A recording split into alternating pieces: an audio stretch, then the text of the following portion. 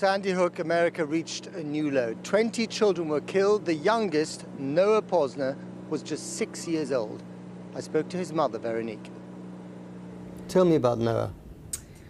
Oh, he was vibrant, just a life force. And he was a twin. So I think arising out of that, I think, was a natural ability to connect, you know, and compromise. He was very good at compromising. Neither twin was dominant. And he was just a typical rambunctious little boy.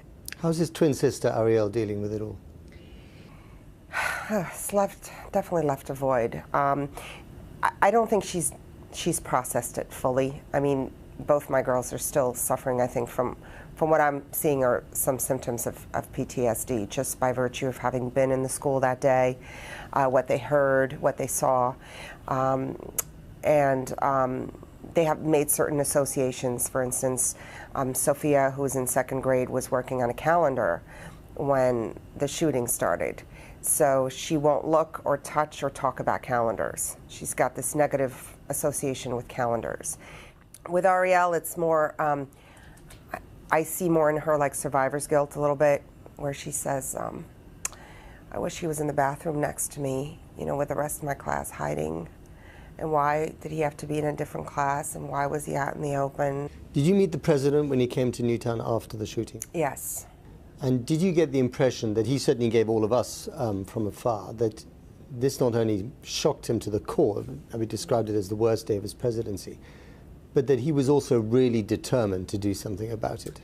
Yeah, I think by virtue of the fact that he was a father, well, I think the youth of the victims in this case really has struck a chord nationally and internationally, just because it runs afoul of our most basic human instinct, which is to protect our young. You know, But are you confident that he's able to turn the nation's grief and his own personal shock into genuine action, into genuine reform over guns?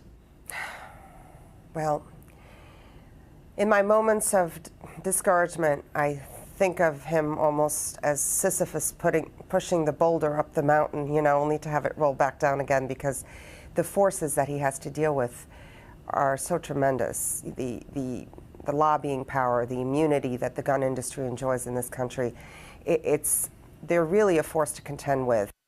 Are you afraid that despite all the grief and the suffering, the death of your child, it certainly won't be forgotten ever, but might not lead to the kind of changes that people were talking about in the days afterwards, that this might become like Virginia Tech or Aurora or Columbine, another shocking milestone in the history of America, but ultimately one that doesn't really change the way things are?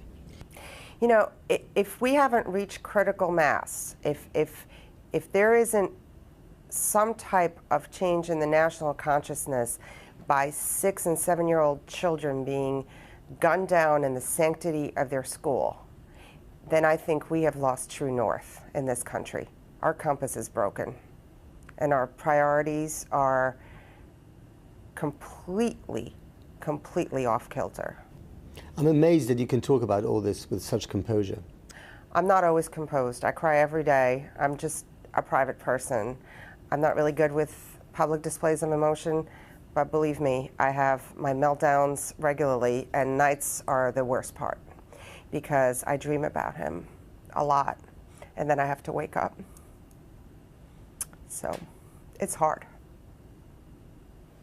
for sure, very hard. Never realized what a void a 6-year-old can leave until they're gone. You know, he was like a one-man tornado. He was just a great little guy. I know we'll never forget him, and I know every family that was affected will never get past this. But I hope it can have a ripple effect, you know, like that stone in the pond, and affect the rest of this nation. Veronique, thank you very much indeed. Thank you for having me. I appreciate it.